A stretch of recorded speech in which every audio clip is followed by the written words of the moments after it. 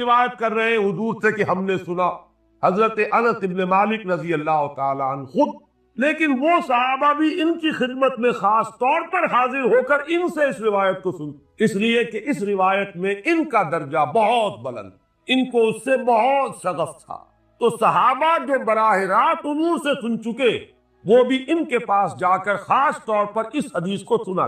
چنانچہ یہ روایت جو متفق علیہ ہے، یہ امام بخاری جو اس کو لائے ہے، عن قتادہ عن انس بن مالک عن مالک ابن صعصعہ رضی اللہ تعالی عنہ، حضرت انس ابن مالک سے روایت موجود ہے مسلم شریف میں براہ راست ان سے، لیکن یہ اس روایت کو بیان کر رہے حضرت مالک ابن صعصعہ رضی اللہ تعالی عنہ کے حوالے سے۔ روایت کیا ہے؟ ان النبی صلی اللہ علیہ وسلم حدثہم عن لیلۃ اسری بہ۔ اب دیکھیے یہ مرفوع حدیث ہو گئی، حضرت صعصعہ بیان فرما رہے ہیں کہ نبی اکرم صلی اللہ علیہ وسلم نے خود ہمیں سنایا، وہ حالات و واقعات سنائے جو اس رات کو پیش آئے جس رات کے انہیں لے جایا گیا۔ قال بینما انا فی الحطیم وربما قال فی الفجر، حضور فرماتے ہیں کہ میں اسی اثنا میں کہ میں حتیم میں تھا، اور ایک دوسری روایت میں الفاظ فجر آئے ہیں وہ بھی کہتے ہیں اسی حصے کو، مضطجعاً میں لیٹا ہوا تھا، اذ اتانی آتن کہ اچانک میرے پاس ایک آنے والا آیا۔ یہ آنے والے کون ہیں؟ حضرت جبرائیل، یہ بعد میں واضح ہو جائے گا۔ فاشتق ما بین ہذہ الی ہذہ، حضور نے اشارہ فرمایا اس نے یہاں سے یہاں تک میرا سینہ چاک کیا، یعنی من طفرت نہرہ الی شعرتہ، یہ جو گڑھا ہے حلق کا گڑھا یہاں سے لے کر تیرے ناف تک سینہ چاک کیا۔ فاستخرج قلبی، اور میرا دل نکالا۔ ثم اعطیت بتست من ذهب مملوء ایمانا فغسل قلبی، پھر ایک تشت لایا گیا سنہری جو ایمان سے مملوء تھا، بھرا ہوا تھا، تو پھر اس کے ذریعے سے میرے اس قلب کو، سینے کو دھویا گیا۔ ثم غسل ثم اعید، وفی روایت اس کے بعد اس کو لوٹا دیا گیا اور پھر وہ زخم بھی سی دیا گیا۔ ایک روایت میں آتا ہے ثم غسل البطن بماء زمزم ثم ملئ ایمانا وحکمتا، اسی طریقے سے پورے پیٹ کو بھی صاف کیا گیا مائے زمزم سے، اور اس میں بھی ایمان اور حکمت بھر دیے۔ ثم اعطیت بدابۃ، پھر میرے پاس ایک چوپایا لایا گیا، دون البغل فوق الحمار، جو بغل یعنی خچر سے تو کچھ چھوٹا تھا اور حمار یعنی گدھے سے کچھ بڑا تھا، ابیض سفید تھا، یقال لہ البراق، جس کا نام براق ہے، وَيَدَعُ خَطْمَهُ عِنْدَ أَقْصَى طَرْفِهِ، اور اس کا ہر قدم اس کی حد نگاہ پر جا کر پڑتا تھا۔ فَعِلْتُ عَلَيْهِ، میں اس پر سوار ہوا، فَانْطَلَقَ بِي جِبْرَائِیل، اب یہاں نام آ گیا، وہ آنے والے کون تھے؟ پھر چلے میرے ساتھ حضرت جبرائیل، حَتَّى أَتَتْ سَمَاءَ الدُّنْيَا، یہاں تک کہ وہ آسمان دنیا تک پہنچ گئے، جو پہلا آسمان۔ اب یہاں دیکھیے وہ روایت میں جو زمینی سفر کا درمیانی حصہ ہے وہ رہ گیا، دوسری روایات سے ہم اس کو جوڑ کر جمع کر کہ پہلا زمینی سفر ہے، مسجد اقصیٰ تک پہنچے ہیں، وہاں جا کر روایت میں آتا ہے میں نے وہی اپنے اس خچر کو باندھا، براق کو، جہاں انبیاء باندھا کرتے تھے، اور پھر وہاں میں نے نماز ادا کی، بہت سے لوگ جمع ہوئے، میں منتظر تھا کہ کون نماز پڑھائے گا، کہ جبرائیل نے میرا ہاتھ پکڑ کر مجھے آگے کیا، میں نے نماز پڑھائی، اور پھر جبرائیل نے مجھے بتایا کہ یہ تمام انبیاء سے جو اس دنیا میں مبعوث ہوئے ہیں، اور آج آپ نے ان سب کی امامت۔ یہاں سے پھر شروع ہوا ہے وہ دوسرا سفر، لیکن جب پہلے آسمان تک پہنچے فاستفتح، انہوں نے دستک دی، کھلوانا چاہا، قیل من ھذا، پوچھا گیا کون ہے؟ قال جبرائیل، انہوں نے جواب دیا جبرائیل۔ قیل ومن معک، پوچھا گیا کہ آپ کے ساتھ کون ہے؟ دیکھیے یہاں ذہن میں رکھیے گا، اس امکان کو کوئی شخص مسترد نہیں کر سکتا کہ ان ملائکہ کے علم میں ہو، لیکن پھر بھی پوچھ رہے، قانون ہے، دروازے پر دستک دینی ہوگی، آئیڈینٹی ڈسکلوز کرنی ہوگی، چاہے علم میں ہو۔ جج جو ہے وہ اپنے علم کی بنیاد پر فیصلہ کبھی نہیں دے گا، وہ تو مقدمے کی سماعت ہوگی، شہادتوں کی بنیاد پر فیصلہ ہوگا۔ ذاتی علم کی بنیاد پر کرنا ہے تو وہ خود کسی اور عدالت میں اس مقدمے کو منتقل کرے اور وہاں گواہ کی حیثیت سے تو قانون قانون ہے۔ پوچھا گیا آپ کے ساتھ کون ہے؟ قال محمد صلی اللہ علیہ وسلم، قیل وقد ارسل الیہ، پوچھا گیا کیا انہیں بلایا گیا ہے؟ قال نعم، انہوں نے فرمایا ہاں۔ قیل مرحبا بہ فنعم المجیء جاء ففتح فلما خلت، تو اس کے بعد کہا گیا مرحبا ان کے لیے، تہنیت ہے، مبارکباد ہے، خوش آمدید ہے، کیا ہی اچھے ہیں وہ جو لائے گئے ہیں۔ پھر وہ سمائے دنیا جو ہے اس کا دروازہ کھولا گیا، میں اس میں داخل ہوا، فیضا فیہا آدم، میں نے دیکھا وہاں حضرت آدم تشریف فرما۔ فقال ھذا ابوک، جبرائیل نے کہا یہ آپ کے جد امجد ہیں، فسلم علیہ، ان کو سلام کیجئے، فسلمت علیہ، میں نے انہیں سلام کہا، فرد السلام، انہوں نے سلام کا جواب دیا، ثم قال مرحبا بالابن الصالح والنبی الصالح، خوش آمدید ہے، مرحبا ہے صالح بیٹے اور صالح نبی پر۔ ثم صعد بی، پھر مجھے اور اٹھایا گیا، حتی اتى السماء الثانیۃ، یہاں تک کہ جبرائیل پہنچ گئے دوسرے آسمان تک۔ فاستفتح، پھر وہی سوال و جواب ہے، میں اب ترجمہ نہیں کروں گا۔ قیل من ھذا؟ قال جبرائیل۔ قیل ومن معک؟ قال محمد۔ قیل وقد ارسل الیہ؟ قال نعم۔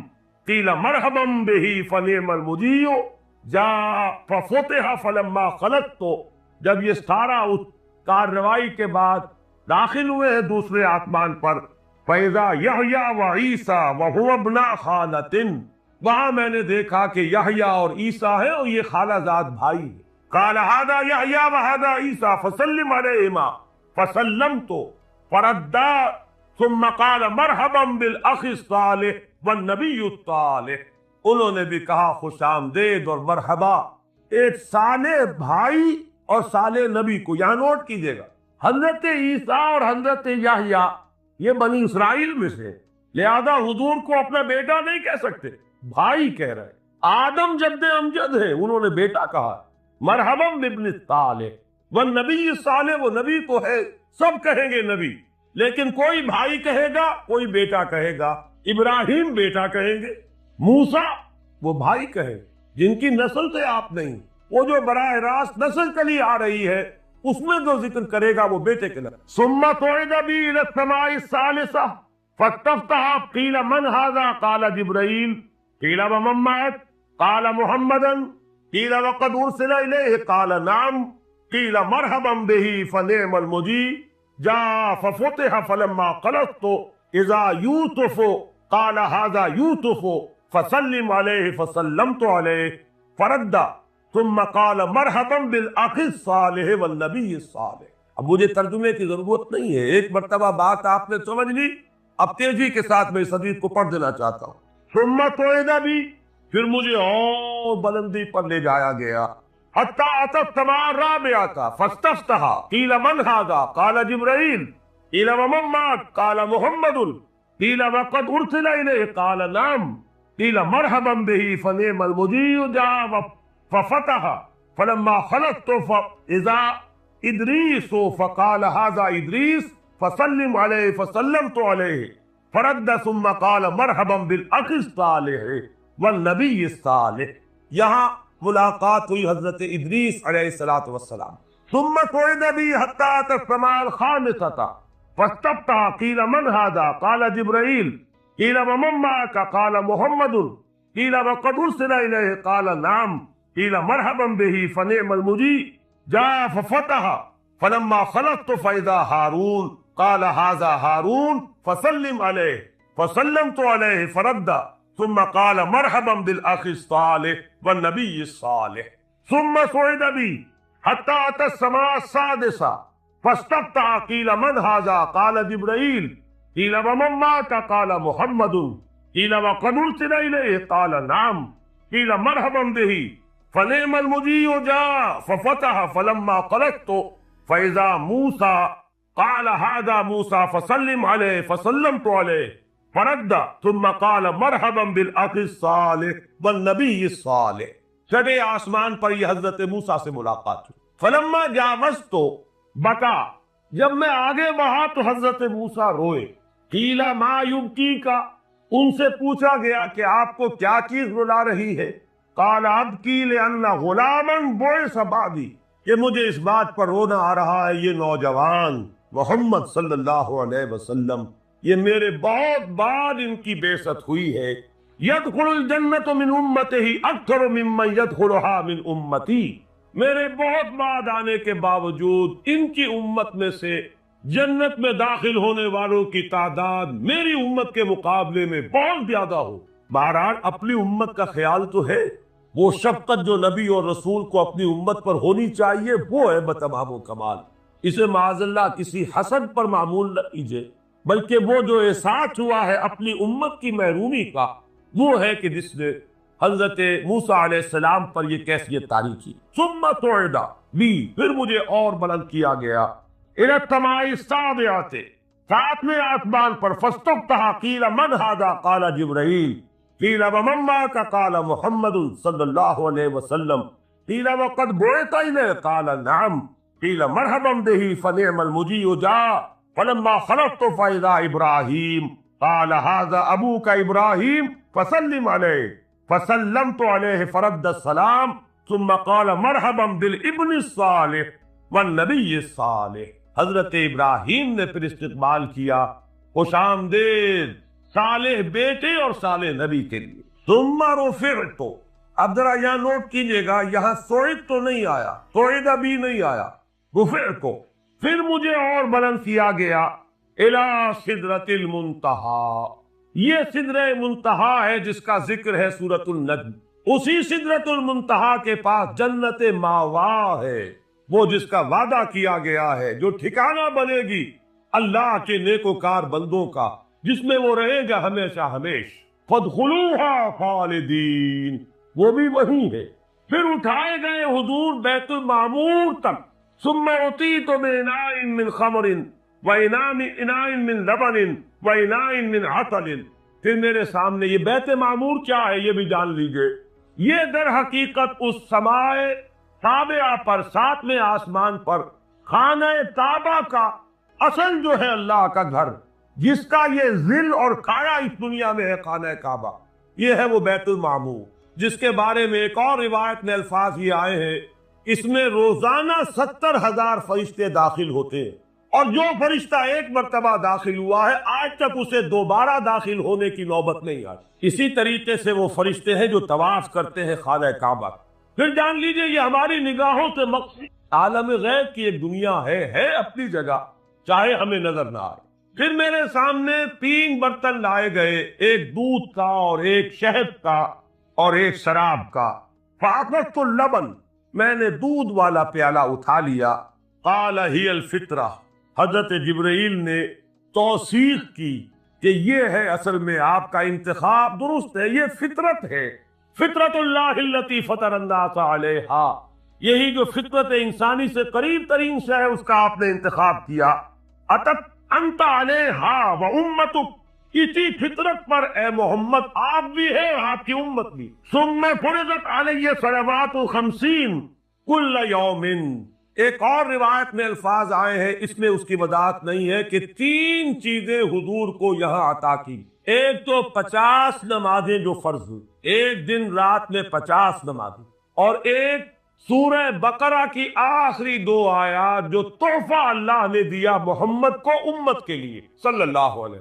آمن الرسول بما انزل الیہ من ربہ والمؤمنون کل آمن باللہ وملائکتہ وکتبہ ورسلہ، یہاں سے لے کر آخر تک فانصرنا علی القوم الکافرین تک، یہ 2 آیات یہ جنت کے خزانوں میں سے 2 خزانے ہیں جو شب معراج کو عطا ہوئے ہیں محمد الرسول اللہ کو بطور تحفہ امت کے. اور تیسری بات یہ کہ اے نبی آپ کی امت کے لیے یہ خصوصی بات ہے کہ آپ کی امتیوں کے گناہ کبیرہ بھی بغیر توبہ کے معاف ہو سکیں گے. یہ خصوصی تحفے ہیں جو امت کے لیے لے کر آئے محمد صلی اللہ علیہ وسلم. 3 تحفے، نماز، جو اس معراج میں فرض ہو رہی ہے، اسی کو حضور کہہ رہے ہیں الصلاۃ معراج المومنین، اہل ایمان کے لیے یہ بمنزلہ معراج۔ اس میں پھر روایت میں تفصیل آ رہی ہے، واپس جب آئے ہیں حضرت موسیٰ سے ملاقات ہوئی اور انہوں نے یہ فرمایا کہ یہ 50 نمازیں بہت ہیں، مجھے تجربہ ہے، تمہاری امت اس کا تحمل نہ کر سکے، واپس جاؤ درخواست کرو کم کرواؤ۔ حضور گئے، 10 نمازیں اس میں معاف ہوئی، 40 ہوئی، پھر یہی بات ہوئی، پھر بھیجا حضرت موسیٰ نے، پھر 30 ہوئی، پھر 20 ہوئی، چوتھی مرتبہ پھر وہ 10 اور پھر 5 رہ گئیں۔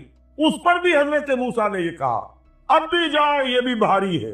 حضور نے فرمایا مجھے شرم آتی، میں اتنی مرتبہ جا چکا ہوں، مزید اب جانے سے حیا محفوظ کر رہا ہوں۔ تو ندا آئی کہ یہ 5 ہی 50 کے برابر ہے۔ اب پہلی بات تو یہ سوچئے، کیا انسان ہر وقت نماز پڑھتا ہے؟ ہمیشہ روزہ رکھتا ہے؟ جب اللہ کہہ رہا ہے میں نے تو پیدا ہی کیا میری عبادت کے لیے، کوئی اور کام اگر وہ کر رہا ہے تو وہ میرے مقصد تخلیق کے خلاف کر رہا ہے۔ وما خلقت الجن والانس الا لیعبدون، میں نے تو جنوں اور انسانوں کو صرف اس لیے پیدا کیا کہ میری عبادت کریں۔ تو اصل میں بات کیا ہے؟ یہ نماز، روزہ، حج اور زکوٰۃ یہ بھی عبادات تو ہیں، اصل عبادت کچھ اور ہے۔ اصل عبادت کیا ہے؟ الحمدللہ وکفا والصلاۃ والسلام علی عبادہ الذین اصطفیٰ، خصوصاً علی افضلہم وخاتم النبیین محمد الامین وعلی آلہ وصحبہ اجمعین۔ اما بعد فاعوذ باللہ من الشیطان الرجیم، بسم اللہ الرحمن الرحیم، رب اشرح لي صدري ويسر لي امري واحلل عقدة من لساني يفقهوا قولي۔ اللهم ربنا الهمنا رشدنا واعذنا من شرور انفسنا، اللهم ارنا الحق حقا وارزقنا اتباعه وارنا الباطل باطلا وارزقنا اجتنابه، اللهم وفقنا لما تحب وترضى، آمین یا رب العالمین۔ معزز حاضرین اور محترم خواتین، السلام علیکم ورحمۃ اللہ وبرکاتہ۔ آپ کے علم میں ہے کہ میرا آج کی گفتگو کا عنوان ہے کلمہ طیبہ اور اس کے حوالے سے یا اس کی روشنی میں ہمارے دینی فرائض۔ بچپن میں مجھے امید ہے کہ بہت سے لوگ خوش نصیب ایسے ہوں کہ اس مجمع میں جن کی تعلیم کا آغاز قاعدہ یسر القرآن سے ہوا ہو یا نورانی قاعدے سے ہوا ہو، اور پھر اس کے بعد حضرت مولانا مفتی کفایت اللہ رحمۃ اللہ علیہ کے کتابچے تعلیم الاسلام جو ہے انہیں پڑھائے گئے۔ ظاہر بات ہے کہ آج کل وہ رواج ختم ہو چکا ہے، آج کا ہمارا دور مادہ پرستی کا ہے۔ ہماری تعلیم میں بھی آپ کو معلوم ہے کہ کنڈر گارڈن جو ہے اس سے بات شروع ہوتی ہے، اور ممی اور پاپا یہ الفاظ جو ہیں وہ بچوں کو سکھائے جاتے ہیں، اللہ اور اس کے رسول کا نام عام طور پر نہیں پڑھایا جا رہا۔ لیکن یاد ہوگا آپ کو کہ اس سلسلے میں سب سے پہلے ایمان مفصل، ایمان مجمل یاد کرائے جاتے تھے، ایمان کیا کیا ہے، پھر 6 کلمے پڑھائے جاتے تھے۔ یہ 6 کلمے یوں سمجھیے کہ اسلام کی تعلیمات کا لب لباب اور خلاصہ۔ ان میں سے پہلے 2 کلمے کیا ہے جو اہم ترین؟ کلمہ طیبہ لا الہ الا اللہ محمد الرسول اللہ صلی اللہ علیہ وسلم، یہ مختصر ترین کلمہ ہے، اسے کلمہ طیبہ کہتا ہے، اور یہ سمجھیے کہ ہمارے دین کی جڑ اور بنیاد اور اساس۔ دوسرا کلمہ اسی میں لفظ شہادت کا اضافہ ہو کر اشہد ان لا الہ الا اللہ واشہد ان محمد رسول اللہ صلی اللہ علیہ وسلم۔ یہ کلمہ شہادت جو ہے یہ اسلام میں داخلے کا شاہزرہ ہے۔ شاہزرہ، در کہتے ہیں دروازے کو، شاہزرہ بہت بڑا دروازہ۔ جو لوگ دلی سے واقف ہیں انہیں یاد ہوگا، معلوم ہوگا کہ دلی جو ہے وہ جمنا ندی یا جمنا دریا کے مغرب میں واقع ہے، اور مشرق سے جو بھی آتا ہے یو پی سے، اس کو پہلے ایک قصبے سے گزرنا پڑتا ہے جس کے بعد پل آتا ہے جرنا کا، اس قصبے کا نام ہے شاہزرہ آتا ہے۔ اسی طرح کا شاہزرہ ایک لاہور میں ہے۔ لاہور جو ہے وہ راوی کے جنوب مشرقی کنارے پر ہے، آباد ہے شہر۔ اب جو بھی پشاور سے، سرحد سے، اسلام آباد سے، پورے پنجاب سے لوگ آتے ہیں تو انہیں لاہور میں داخل ہونے کے لیے دریائے راوی کراس کرنا ہوتا ہے، لہذا وہاں بھی ایک قصبہ ہے جس کا نام شاہزرہ۔ شاہزرہ یہ بڑا در ہے کہ جس سے داخل ہو کر آپ دلی میں یا لاہور میں داخل ہوں گے۔ اسی طرح میں نے عرض کیا کہ اسلام میں داخلے کے لیے شاہزرہ جو ہے وہ ہے اشہد ان لا الہ الا اللہ واشہد ان محمد رسول اللہ صلی اللہ علیہ وسلم۔ آج میں انہی 2 کے حوالے سے آپ کے سامنے کچھ باتیں رکھ رہا ہوں، باتیں بالکل بنیادی ہیں، اور میں سمجھتا ہوں کہ آپ کے ذہنوں کے اندر موجود ہے۔ صرف یہ ہے کہ آپ نے شاید زیادہ کبھی شعوری طور پر توجہ نہ دی ہو اور ان کے بارے میں کہیں گہرا غور و فکر نہ کیا ہو۔ دیکھیے پہلا جز کیا ہے؟ لا الہ الا اللہ، کلمہ توحید ہے، یہ اللہ کے سوا کوئی معبود نہیں۔ اب اس کا تقاضا کیا ہے؟ اور دوسرا جز ہے محمد الرسول اللہ صلی اللہ علیہ وسلم، اس کا تقاضا کیا ہے؟ اللہ کے سوا کوئی معبود نہیں، معبود برحق صرف اللہ۔ اس کا کیا مطلب ہے؟ عبادت صرف اس کی ہو، کوئی معبود نہیں اللہ کے سوا، عبادت اس کی ہو۔ اس عبادت کا مفہوم کیا ہے؟ قرآن مجید میں بہت سے انبیاء کی اور رسولوں کی دعوت بیان ہوئی اور نام بنام کہا گیا. ان کی دعوت کیا تھی؟ اعبدوا اللہ ما لکم من الہ غیرہ، اللہ کی عبادت کرو، تمہارا کوئی الہ اس کے سوا نہیں. اس کے ساتھ ہی بعض صورتوں میں ایک لفظ کا اضافہ ہوتا ہے. سورہ شعراء اعبدوا اللہ واطیعون، عبادت اللہ کی کرو، میری اطاعت کرو. وہ اللہ کی عبادت کیا ہے جس کے لیے سورہ زاریات میں فرمایا وما خلقت الجن والانس الا لیعبدون، میں نے نہیں پیدا کیا جنوں اور انسانوں کو مگر صرف اس لیے کہ میری عبادت کریں. تو معلوم ہوا کہ لا الہ الا اللہ کا تقاضا کیا ہے؟ ہم تن ہم وقف اللہ کی عبادت.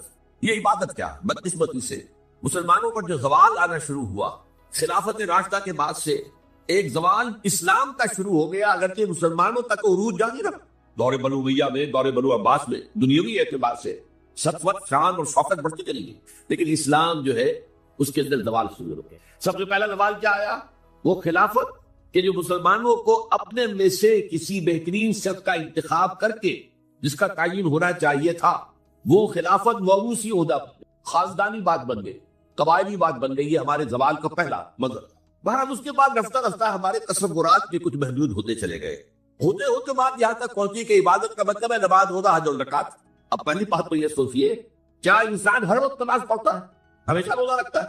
جب اللہ کہہ رہا میں نے تو پیدا ہی کیا میری عبادت کے لیے، کوئی اور کام اگر وہ کر رہا ہے تو وہ میرے مقصد تخلیق کے خلاف کر رہا. وما خلقت الجن والانس الا لیعبدون، میں نے تو جنوں اور انسانوں کو صرف اس لیے پیدا کیا کہ میری عبادت کریں. تو اصل میں بات کیا ہے؟ یہ نماز، روزہ، حج اور زکات یہ بھی عبادات تو ہیں، اصل عبادت کچھ اور. اصل عبادت کیا ہے؟ عبد کہتے ہیں غلام کو. غلام کچھ زمانے کا تصور کیجیے، یہ ایسا نہیں تھا جیسے آپ کسی کو ملازم رکھ لیں. آج امپلائر امپلائی معیشت بھی، اور آپ نے کسی کو ملازم رکھا ہے، فرض کیجیے دہاڑی پر رکھا ہے، وہ 8 گھنٹے کام کرے گا، چھٹی کرے گا، اس کے بعد وہ آپ کا کوئی تابع نہیں ہے، آپ کا غلام نہیں ہے، بلکہ آپ کا بھی ایک ہی ووٹ ہوگا، جب الیکشن ہوگا اس کا بھی ایک ہی ووٹ ہوگا. تو اصل میں غلام جو ہوتا تھا وہ ہما وقت، ہما تن، ہما جہ، ہما وجوہ بندگی کرتا تھا، اطاعت کرتا. غلام کہہ سکتا تھا کہ میرے تو اوقات ختم ہو گئے. آپ نے کسی کو رکھا انسامہ کی حیثیت سے، فرض کیجیے ابھی فلش سسٹم نہیں آیا تھا تو بیت الخلاء جو ہے آپ جس طرح کے ہوتے تھے سب کو یاد ہے، کسی دن بھنجن نہیں آئی، آپ کہیں جس سے خانسامہ سے ذرا جاؤ بیت الخلاء صاف کراؤ، صاحب کا کتاب ہے آپ کا، میں تو خانسامہ ہوں، میں آپ کو کھانا پکا کر دینے کا پابند ہوں، میں یہ آپ کا بیت الخلاء صاف کرنے کا پابند نہیں ہے، کہہ سکتی میں. لیکن غلام نہیں کہہ سکتا. غلام تو ملکیت ہے، وہ 24 گھنٹے کا مطیع ہے، جو کام کہا جائے کرنے پر مجبور ہے، انکار نہیں کر سکتا. اور آپ کو معلوم ہے ایک اور بات ہونی چاہیے کہ غلام تو خود مملوک ہوتا ہے، اس کی ملکیت کوئی نہیں. آقا نے کوئی اگر کوٹڑی دے دی ہے کہ تم رات کرسمس سو جایا کرو تو کیا وہ اس کوٹڑی کا مالک ہو کے؟ آقا نے کوئی چارپائی دے دی ہے اس پر سویا کرو تو کیا چارپائی کا مالک ہو کے؟ خود مملوک. اور پچھلے زمانے میں غلاموں کا معاملہ کیا تھا؟ آقا جب چاہے ذبح کر دے، خفیف خریدے، کوئی مقدمہ نہیں بنے گا، نہ 302 کا نہ 304 کا. کیوں؟ جیسے آپ کی بکری آپ کی ملکیت تھی، آپ نے ذبح کیا، گوشت کھا لیا، تو پوچھ سکتا میری وہ تھی بھائی، میں نے ذبح کیا، ہو اور یوں وہ آپ. اسی طرح غلام میری ملکیت ہے، میں نے قطعی کر دیا، میں نے اپنا نقصان کیا، میں اس غلام کو فروخت کرتا تو پیسے بھی دیتے مجھے، لیکن اختیار میرا، میں نے قطعی کر دی. اس معنی میں اللہ کا غلام بن جانا، اللہ کا بندہ بن جانا. یہ بندہ جو ہے یہ فارسی کا لفظ ہے، عبد عربی کا لفظ ہے. عبد سے عبادت بنا، بندے سے بندگی بنا. چنانچہ شعر ثانی کا شعر ہے مشہور، جو مسجدوں میں پہلے لکھا جایا کرتا تھا. آج تک ہمارا نئی قسم کی مسجدوں کے ڈیزائن بنتے ہیں. پچھلے زمانے میں کیا ہوتا تھا؟ اس در کے اوپر کھوکھلا بنا ہوا ہے، روز محشر کے جانگ داز بوت اولی کوشش نماز بوت. وہ قیامت کا دن جو بہت سخت ہے، پہلا حساب نماز کا ہو. اور یہ شعر بھی لکھا ہوتا تھا، زندگی آمد برائے بندگی، زندگی بے بندگی شرمندگی. یہ زندگی ہمیں ملی ہی بندگی کے لیے، وما خلقت الجن والانس الا لیعبدون. تو اگر ہم بندگی نہیں کرتے اللہ کی تو شرمندگی ہی شرمندگی ہے. گویا کہ ہم اپنے مقصد تخلیق کو تو پورا نہیں کر رہے. آپ نے قلم بنایا تھا لکھنے کے لیے، لکھتا نہیں ہے تو اٹھا کے پھینکتے کیا، آپ اس کو کوڑے میں ڈالیں گے. لہذا انسان کی تخلیق اور جنوں کی تخلیق بندگی کے لیے. زندگی آمد برائے بندگی، زندگی بے بندگی شرمندگی. یہ ہما وقت، ہما تن، ہما وجوہ، ہما جہد اللہ کی طاعت، یہ ہے عبادت. اس عبادت کے لیے عبادات ہمیں دی گئی ہے. جیسے یہ کھڑا ہوا ہے سامنے تو آپ نے دیکھا یہ جو بانس کھڑے ہوئے، یہ عبادت جو ہے اس کی چھت سمجھ لیجیے 4 فضولوں پر کھڑی. نماز، روزہ، حج، زکات. نماز کس لیے؟ تاکہ 5 مرتبہ تازہ کر لو اللہ سے عہد بندگی، ایاک نعبد و ایاک نستعین. کہیں بھول مت جانا، صبح ہوئی ہے پہلے اپنا اللہ سے بندگی کا عہد تازہ کر لو، پھر دکان پہ جانا، پھر دفتر میں جانا، اور پھر دوپہر میں پھر نکلو، پھر تازہ کرو. تو آپ کا لنچ یہاں پر ہوگا لیکن اس دفتر کو پہلے یاد کرو. پھر جب بہت زیادہ ایکٹیویٹی کا ٹائم ہوتا ہے شام کا، پھر یاد کرو اللہ کو. آسم کے وقت یہ معاملہ اتنا اہم ہے، اب آپ سمجھیے کہ 7 مرتبہ سورہ بقرہ، سورہ اعراف، سورہ حجر، سورہ بنی اسرائیل، سورہ کہف، سورہ طٰہٰ، سورہ صاد، 6 مکی صورتوں میں ذکر ہے یہ، اور ایک مدنی صورت سورہ بقرہ۔ ان میں سے اکثر مقامات پر پھر جب اللہ نے کہا کہ اچھا تم نے یہ سرکشی کی ہے اور ہمارے حکم کی خلاف ورزی کی ہے تو یہاں سے نکل جاؤ، دفع ہو جاؤ، تم مردود ملعون، ان علیک لعنتی الی یوم الدین، اب تجھ پر لعنت رہے گی میری قیامت کے دن۔ اس نے کہا اچھا پروردگار پھر مجھے ذرا مہلت دے دے، رب فانظرنی الی یوم یبعثون، قیامت تک میری زندگی طویل کر دے۔ فذهب فإنک من المنظرین، کہہ دیا اچھا جاؤ، تمہاری یہ درخواست بھی ہم نے قبول کی۔ اس نے کہا پروردگار اب میں اس آدم کو بھی گمراہ کر کے چھوڑوں گا اور آدم کی نسل کو تباہ کر کے۔ انتہائی شدید چیلنج کے انداز میں یہ قرآن مجید میں 4-5 مرتبہ میں نے صرف 2 جگہ سے آپ کو اس وقت کوٹ کر کے سنایا تھا۔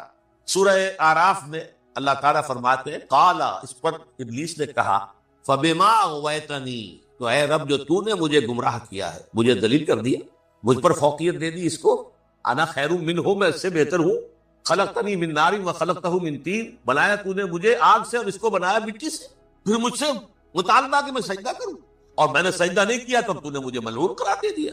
قال فبما اغویتنی لأقعدن لهم صراطک المستقیم، اب میں یہ نسل آدم کے لیے، اس کو برباد کرنے کے لیے تیرے سیدھی راہ کے اوپر گھات میں بیٹھوں گا، سیدھے راستے پر چلنے نہیں دوں گا۔